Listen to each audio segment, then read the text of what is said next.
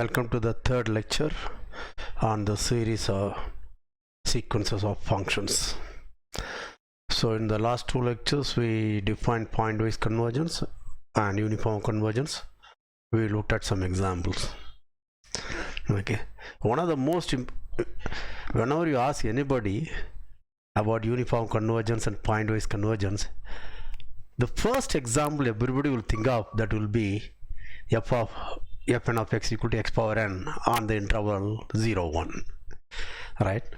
So we had already seen that sequence converges in the open interval 0 1 to the 0 function pointwise but not uniformly. We had also seen the picture.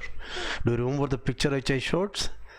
I also gave an analogy like a lazy person waits till the last minute and then gets up and climbs. Okay, right. Now I want to teach you something very good point on analysis. Usually, people just look at books or keep writing, etc. But you have to build intuition, right? Now let's look at this example. Fn of x equal to x power n, or okay, even on the open interval 0 1 or closed interval, doesn't matter. You can see the non-uniform continuity is because when x tends to 1, the right endpoint, that's where the sum seem to, that point x equal to 1 seem to create problem for the something to do the convergence, right? So one could ask whether there is any way to kind of get rid of that. This is what I said towards the end of the last lecture. So there are three ways of doing. Okay, I am again going to give real life analogy. I hope YouTube does not cut it out because thinking that there is a violent content in my, this is what I am doing is mathematics and common sense, nothing more. There is no violence. Okay, what is it? So, suppose think of it. So there is somebody who is a troublemaker, right? Right. Now you want to silence him. What are the ways of doing? One way, if you have a Bollywood villain, then he will take a gun and shoot him. Finish. The problem is solved, right? So the problem here was x equal to 1, right? So what do? I kill it by multiply x power n by the function 1 minus x. We already saw it in the first lecture. We are going to again see it today with a little more care. Essentially we did it with full care, but it's worth repeating. So x equal to 1, therefore what happens? X power n into 1 minus x. Okay, that vanishes at 0 and that vanishes at also 1, and x equal to 1, the troublemaker is taken care of very quickly like a gunshot. Okay, and second way of doing, suppose he is a troublemaker and a close relative of him want to take care of him. Okay, how do you do that? You try to give a kind of very slow poison and hope things will work out. Okay, that example is what happens with if I multiply x power n by 1 minus x to the power n. Okay, and the third is you are still a relative, but you are scientifically more advanced, medically possibly. So what you do is you try to give something, okay, which is fast acting, right? It's a fast acting, okay, but you do not know it's killed, but slowly that fellow goes away. That is what happens with when I multiply x power n by e power minus nx. So I think it will be good if I can share that what I want to talk about, this thing. Okay, yeah, so let us do that. So the functions we are looking at, we are going to look at 4 sequences. One is what we had already seen, fn of x equal to x power n. If you want, take the interval 0 to 1, we know what it contains. The other one is, okay, you multiply this by x power n into 1 minus x. Usually you will see it in textbook like this. Okay, so it looks as though you are adjusting x power n minus x power n plus 1, but what you are actually doing is multiplying x power n by 1 minus x. Therefore at x equal to 1, Okay, the troublemaking fellow is taken care of. Okay, but there is another way. Maybe I should call it gn hn of x. Okay, that is x power n into 1 minus x power n. This usually textbooks will write as x minus x power 2n. Again the same interval. You see that this also seemed to kill, right, at x equal to 1. At x equal to 1, you see hn of 1 is also 0. Okay, you may think you have done it good, but we will look at graphs of this. We will try to understand what happens. See, look at that. See, if x is coming from the left of 1, that is, okay, it increases to 1, right? Notice that x is strictly less than 1 and of course positive. Therefore x power n, if n is very very large, x power n will be very very close to 0. You understand that? And 1 minus x power n will be still close to 1. Therefore x power n to 1 minus x power n will be very close to x power n. So I should expect h power n, though it may converge, it may not converge uniformly. You understand? So the limit function here is g equal to 0, here also h equal to 0. Okay, and the fourth example is phi n of x. This is what I said, x power n into e power minus nx. Okay, now notice that at n equal to 1, x equal to 1, phi n of 1 is just e power minus n. Yeah, if n is very large, it's very close to 0. Right? You follow that? And therefore if x is very close to 1, e power minus nx will be very close to e power minus n, and this x will be very close to 1. Therefore behavior of phi n of x as x is very near to 1 but less than 1 will be as good as e power minus n. You understand that? Therefore sudden jumping cannot happen. Don't worry if you don't understand this thing. See, this is the kind of thing you should learn to think. Most often people are very afraid of saying this kind of thing. Okay, they think maybe I don't sound very rigorous, so they are very shy of that. In fact, most of them don't even have that kind of intuition. That's why they don't want to venture into this kind of thing. Okay, but any good analyst, if you look at across the world, you will see that they don't hesitate. This kind of thinking they do. After that they make it very rigorous argument. Okay, you follow that? And here also phi of x is 0. Phi is 0, that's a limit function. Okay, now what we want to understand, we are already seen x power n case. This case we had already seen. What do we know? This is not uniformly convergent. It converges pointwise but not uniformly convergent. Now I want to look at gn. This also we have seen in lecture number 1, but let us again look at it, because that day I don't remember, I had a picture in hand, so let me do that. That case is figure 1. Okay, let me just see. Figure 1 is what I want.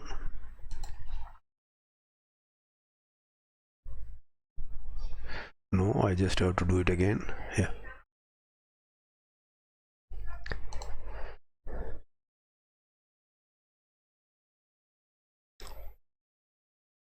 Oh, this is not figure 1. This is I did figure 2. This is a problem. This is figure 5. Sorry, please bear with me. We will go slow. Yeah, this is figure 1. This is the figure I wanted. Look at that. So this is x squared into 1 minus x. Next one is x cubed into 1 minus x. Next one is x power 10 into 1 minus x. The last one is x power 20 into 1 minus x. Do you see that? What is? Look at this picture. What do you observe?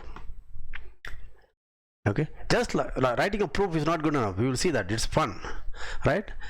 We had already done that using calculus etc. in the first lecture, but let's try to. You see that the maximum is somewhere here. Okay, and for the first one, x squared into 1 minus x, right? For x cubed into 1 minus x, you can see maximum shifts close to 1, and but then the maximum is less than the maximum for x. I call it as f2, right? Call this f2, and the maximum of f3 is near to 1, but it is less than the maximum of f1, f2. And let's look at f10. You can see the maximum again shifts quite close to 1, and its maximum is less than the maximum of the previous ones. And x20, you can see the maximum comes here, and its maximum is less than the maximum of f10, and it is still nearer to 1. Do you understand this thing? This is what the picture showed, right? But let's recall what we did in the first lecture. Okay, what did we do? Let me repeat in case you had forgotten. It's worth repeating this kind of analysis, and this is really analysis. You are analyzing, you are not simply verifying things. Okay, right. So let's go back. So what did we do about 2? This is what we observed for 2 gn. Okay, that is x power n to 1 minus x, which is x power n minus x power n plus 1. We saw that this is continuous, and gn of 0 equal to gn of 1, both are 0, right? And we know these are continuous function, and this is gn is greater than or equal to 0, right? And gn attains a maximum, and gn is not a constant. Okay, not identically 0, because when I take x equal to half, you can see, okay, this is not 0, right? This will be 1 by 2 to the power n by half, that is 1 by 2 to the power n plus 1, therefore it's not 0. Therefore gn, since it's a continuous function on the closed and bounded interval 0 1, it has a maximum at some point. Call that point as cn. Okay, then what do we know? gn of cn, let me not worry about n, this n will depend. Okay, this must be strictly positive, right? And notice that this c must be strictly between 0 and 1 also, the point of maximum, right? Now how do I find it? Of course by first derivative test. Then we found out my c was n by n plus 1, that is n times x power n minus 1 g dash. Okay, will be minus n plus 1 into x power n, therefore I can take n into x power n minus 1 out, therefore it is n minus n plus 1 into x equal to 0. Therefore x equal to n by n plus 1. Yeah, this is, if you want, now I will denote it by cn, right? And this is a point of maximum. You may say maybe I have to do the second derivative test. No, you don't have to do it, because we computed the critical points, right? At the end point it's 0, and gn is greater than or equal to 0, therefore these points are minimum, right? Therefore any critical point which lies in the open interval, we have to understand. We already know, okay, we are looking at what are the critical points of gn in the open interval. We have found out there is only one.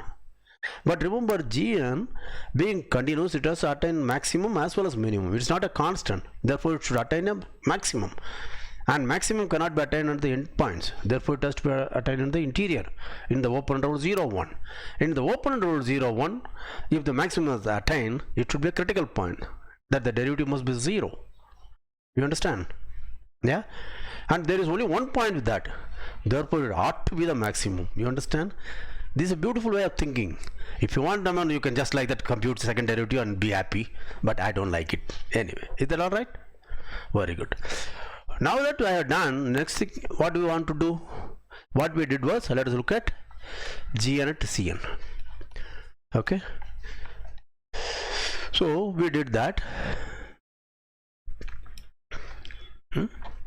The first, yeah, notice that as we saw in the picture, if you notice, we saw that as n becomes larger and larger, the point of maximum comes closer and closer to 1. We saw that from the graphs. Now that is vindicated by our analysis, because the cn is n by n plus 1. As n is very large, this will be very close to 1, right? Okay, now the next thing, I want to look at this, but I don't want this. This, you just see, this is something n by n plus 1 to the power n into 1 minus n by n plus 1, which is n by n plus 1 to the power n by 1 by n plus 1. But that's less than or equal to n plus 1. This is what we computed, right? Therefore, what do I know? gn of x is less than or equal to gn of cn, which in turn is less than or equal to 1 by n plus 1, right? What did I want to compute? So gn converges to g, that is 0 uniformly, where on 0 1. Does it follow? Yes, because mod gn of x minus g of x, that will be less than or equal to 1 by n plus 1, right? Therefore, if you give me an epsilon positive, I only have to choose an n so that 1 by n plus 1 is less than epsilon. For independent of x, then this will be gn of x, but it's actually without modulus gn of x, but that's less than 1 by n plus 1, that's less than 1 by n plus 1, that's less than epsilon. Therefore, this is uniformly convergent. This more or less we have seen in the first thing, but that day I didn't have a picture, so I did this. Okay, pause, review, proceed.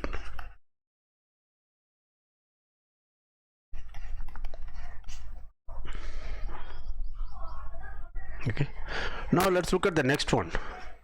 Okay, so what did it do? So gn is done by a real hardcore villain. He simply killed x equal to 1. That's it.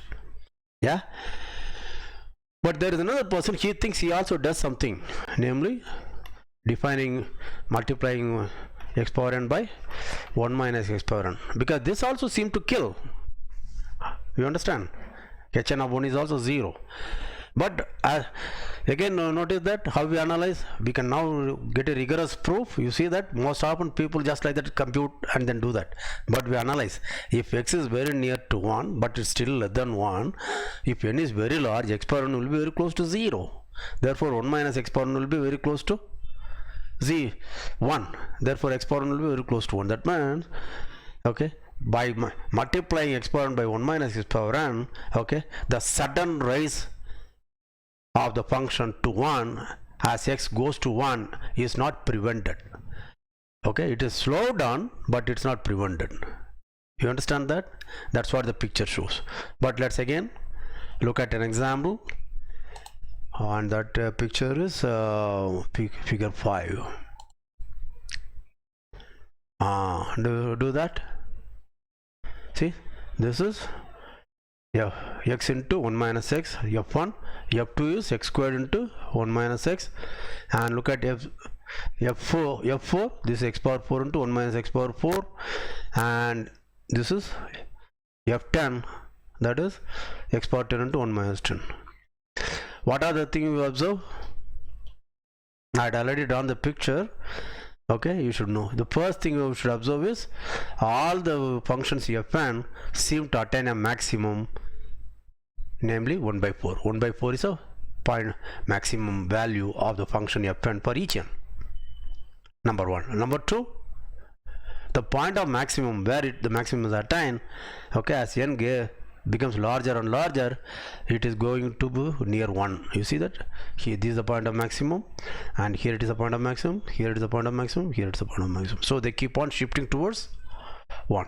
It's almost like 1 minus x, but then what we found out was the maximum is always 1 by 4. So does it ring an alarm bell for you? Okay, first, yeah, would you expect the maximum of hn, and as I said earlier, maximum should be attained in the interior point. Okay, therefore maximum of hn of x. Okay, why should I expect it should be 1 on the interval 0 1? Sorry, 1 by 4. Why should I expect it? See, my graph already showed, so you should not. Even without the graph, I should have guessed it. Why? See, this is same as something like t into 1 minus t. Do you understand this?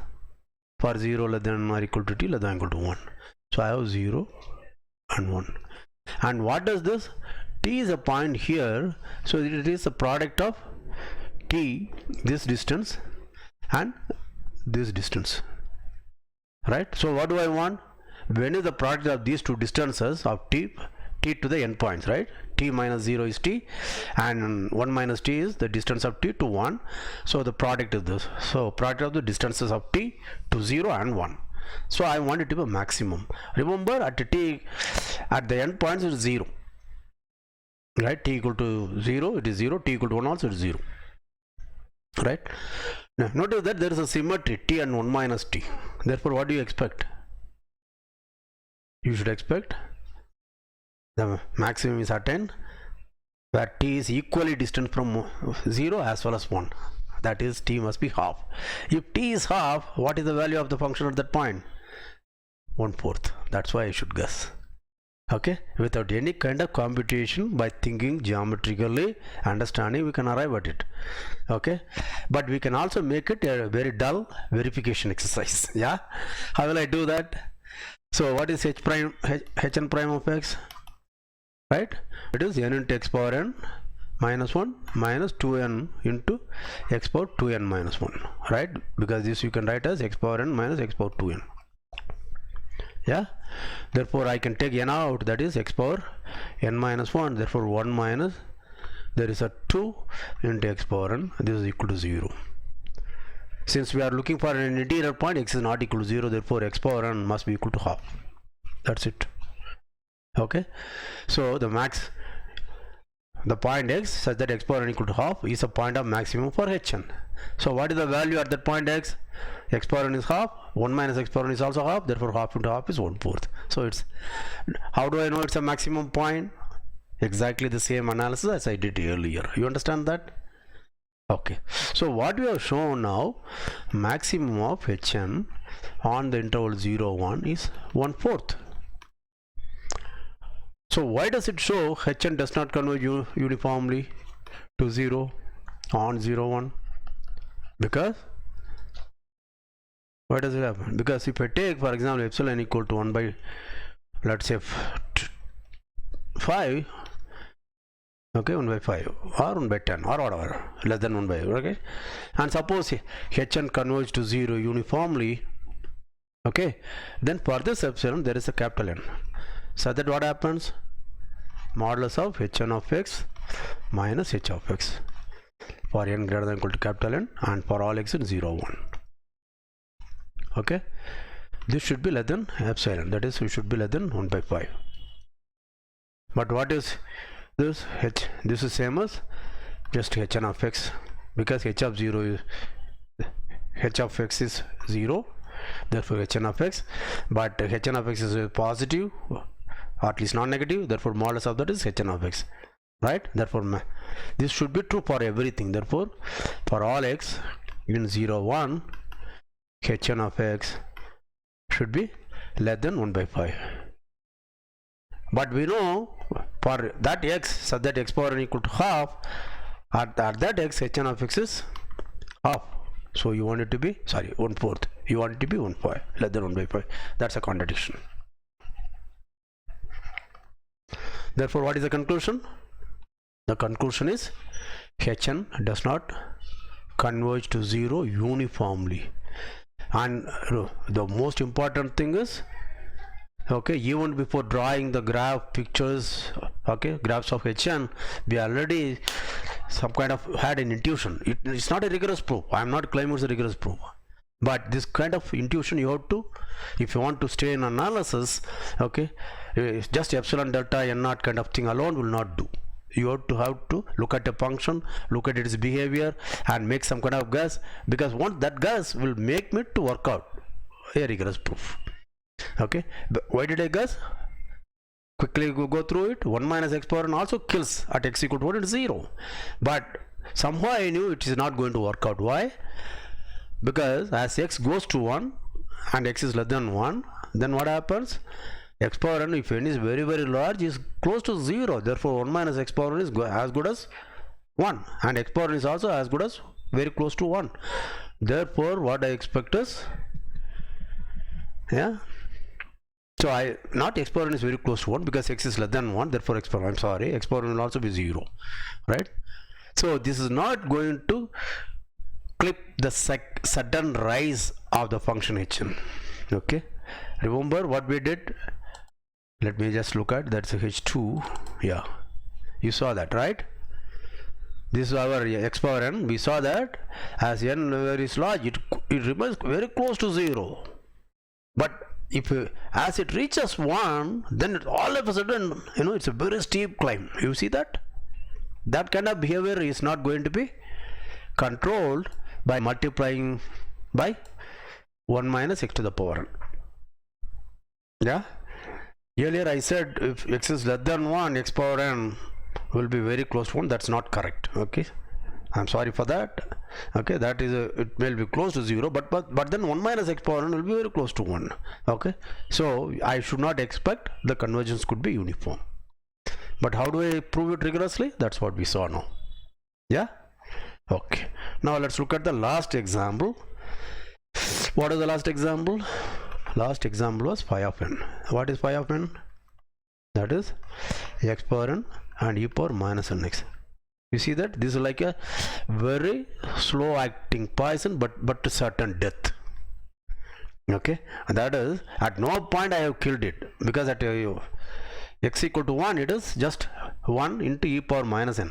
Therefore it's e power minus n. It's not 0, but we know that exponential decay, right? Exponential growth, and therefore e power minus n will be exponential decay to 0. Therefore e power minus n will be very near to 0 if n is very large. Alright, so I hope that it will control.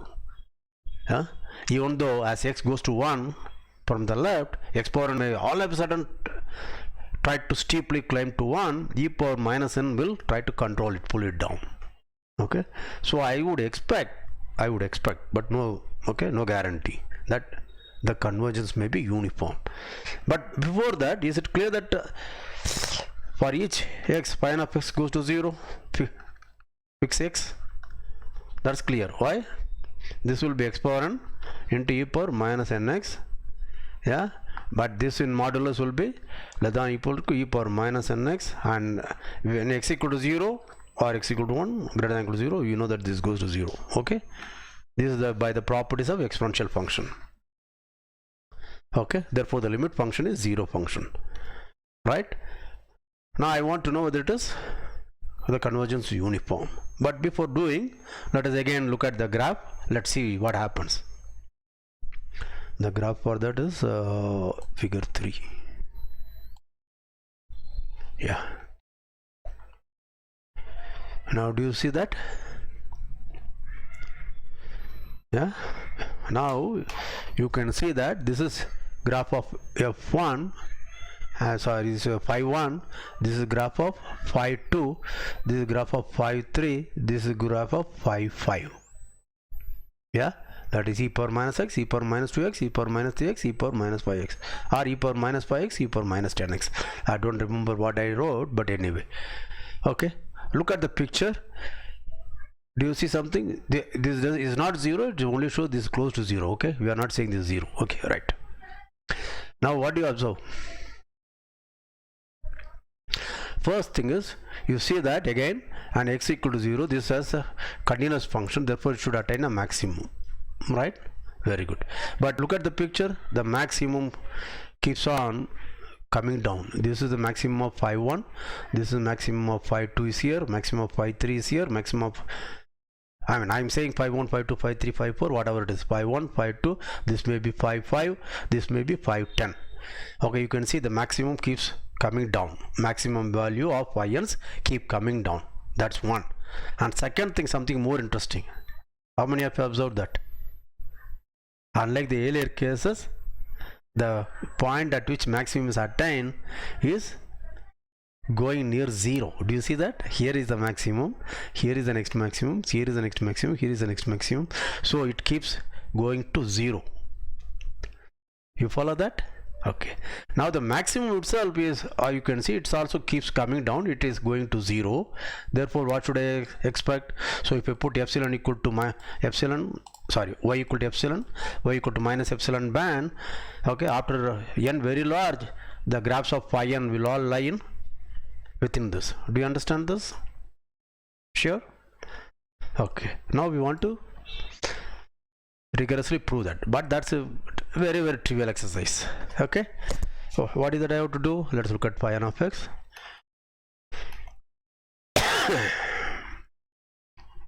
So as I again observed, the maximum should be attained at the interior point.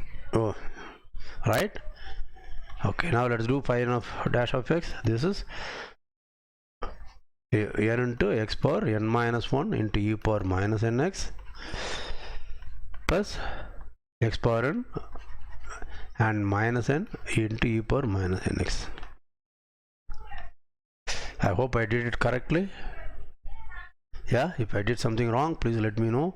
Therefore, what does it mean?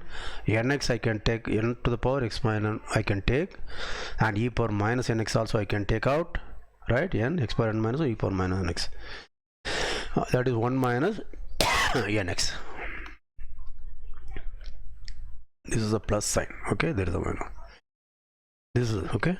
So if you want to set it equal to 0, remember x I don't want to be 0, therefore this is non-zero, therefore x equal to 1 by n, right? And therefore x equal to 1 by n is a point of maximum for the function phi n. Okay, does that vindicate what we observed? Yeah, we saw that the maximum point comes closer and closer to 0 as n goes to, n becomes larger and larger. Yeah, see that? Looking at picture always helps. Okay, good. Right? Now, therefore, what is the maximum then? Phi n at 1 by n is going to be 1 by n to the power n into e power minus x, right? Yeah, e power minus 1. I hope I wrote correctly. X power n, that is 1 by n to the power n e power minus 1, right? This is a constant, but this is less than 1 by n anyway. Yeah, for any n greater than equal to 1, this is less than 1 by n. Therefore, okay, the maximum is less than 1 by n. Therefore, what do I know? The convergence is uniform. Yeah,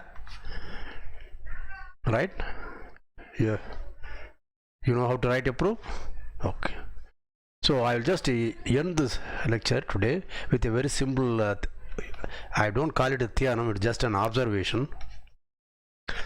We had been using it in the case of x power n to 1 minus x, and also e power minus x into x power n. In both the cases, this observation we need, we will use that. Suppose f, okay, this f and f are there functions from x to r. X could be any set now, any non-empty set, right? And let's look at mn to be the least upper bound of, let's assume f n converges to f pointwise. I do not assume, but let me assume this, okay? Mod f n of x minus f of x as x varies in x. What does it mean? It says the in some sense, look at this, this is my fn and this may be my f. What do? I look for the maximum possible distance between these the graphs. That's what it means. Okay, this is my f and this is my fn, right? Then what do I want? Remember, what did I say about uniform convergence? I said that if this is the one, you draw epsilon band around that, okay, and the graph of any, if k is greater than or equal to n, the graph should be like this only. It should be, it may be anything.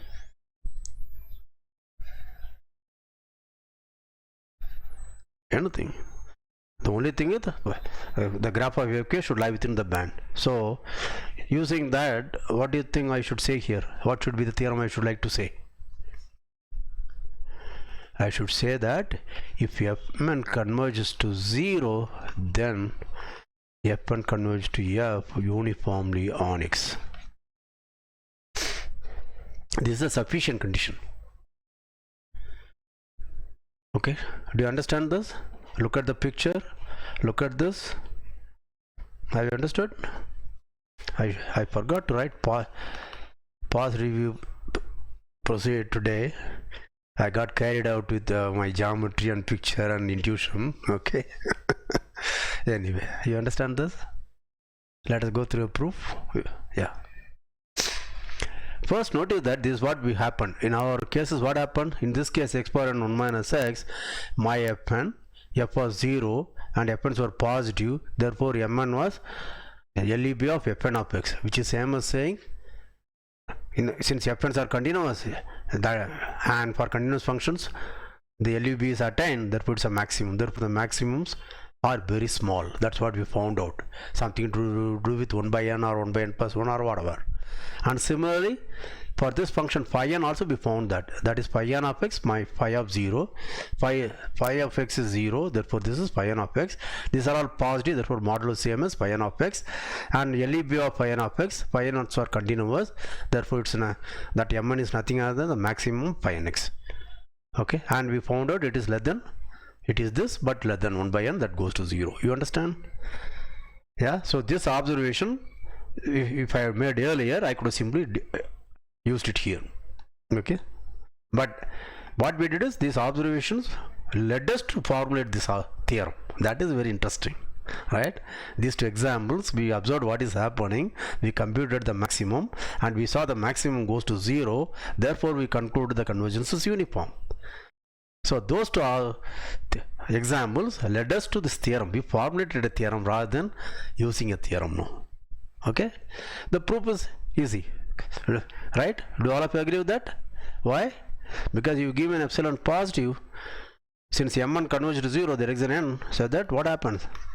Mn is less than epsilon for all n, mk for all k greater than equal to n, mk is less than epsilon, right? Therefore, what do I know? The LEB of modulus fk of x minus fx is less than epsilon, because this is mk. Yeah, in particular, mod fk of x minus fx is less than epsilon for all x in capital X and for all k greater than equal to n. Therefore, this is not a theorem, it's just an observation. Do you understand this? Yeah? Okay. So pause, review, proceed. I hope all of you enjoyed.